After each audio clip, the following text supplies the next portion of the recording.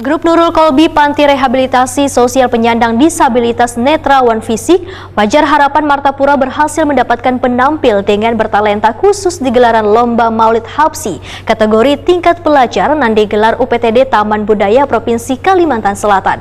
Mereka yang bersekolah di Sekolah Luar Biasa A Negeri 3 Martapura ini pun mendapatkan duit pembinaan Rp1.000.000.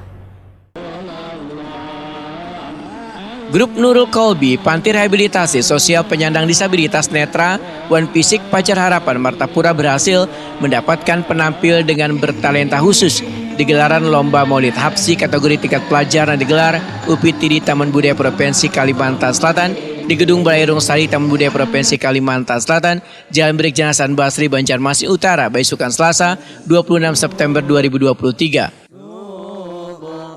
Mereka yang bersekolah di Sekolah Luar Biasa A Negeri 3 Martapura ini mendapatkan duit pembinaan Rp1.000.000.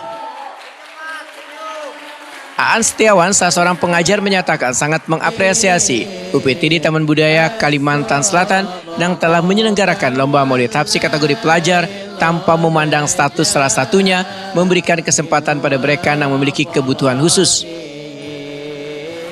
Alhamdulillah luar biasa ya, apresiasi kepada Taman Budaya untuk memberikan apresiasi kepada teman-teman netra.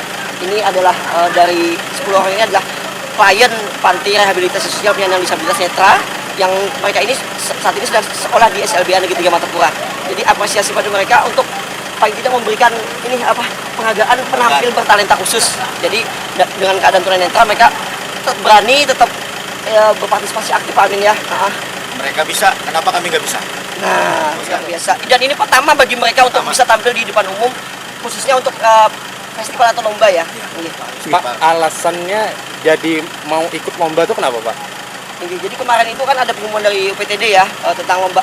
Apa nih buannya ini kan talentanya luar biasa nih. Coba kita cobakan umpatakan Pak Amin lah. Dan mereka semangat untuk latihan. Saya merasakan sendiri Pak Amin, Pak Sabto, Pak yang lain-lainnya untuk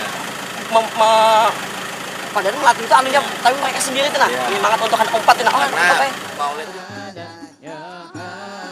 Muhammad Aminullah, instruktur pembimbing Maulid Habsyi, menyatakan lomba ini sekaligus menjalankan pembinaan program Maulid serta memberikan kesempatan pada mereka untuk turut berpartisipasi di tengah warga. Ini salah satu program. Jadi saya mengucapkan juga untuk Kepala Panti saya, Pak Jumri SAG Emikom yang telah memfasilitasi kami untuk ikut di event besar ini Kalimantan Selatan, sehingga bisa mendapatkan hasil yang sangat memuaskan. Luar biasa. Dan ini pertama mereka tidak asing. Pertama mereka itu memiliki jam khusus yaitu malam Sabtu untuk membaca kitab Maulid Habsyi dan bersyair-syair sama seperti di Sekumpul, sama seperti majelis-majelis yang lain. Dan jadi mereka ini ibaratnya bermajelis lah setiap malam Sabtu dan membaca kitab Maulid Habsyi dalam rawinya itu menggunakan kitab Braille. Kitab Braille. Ya, untuk membantu mereka bisa mungkin agak unik kalau sampai bertanda teman kita kan.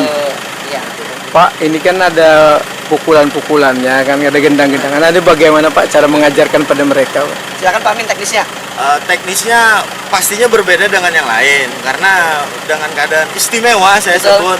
Kita meraba tangannya, ini pukulannya seperti ini, yang ini tingkahan, yang ini golongannya seperti ini, ya agak istimewa dengan yang lain. Kalau yang lain mungkin bisa dengan melihat saja, tapi kita dengan sabar, dengan cekatan, ini seperti ini pukulannya, bassnya seperti ini.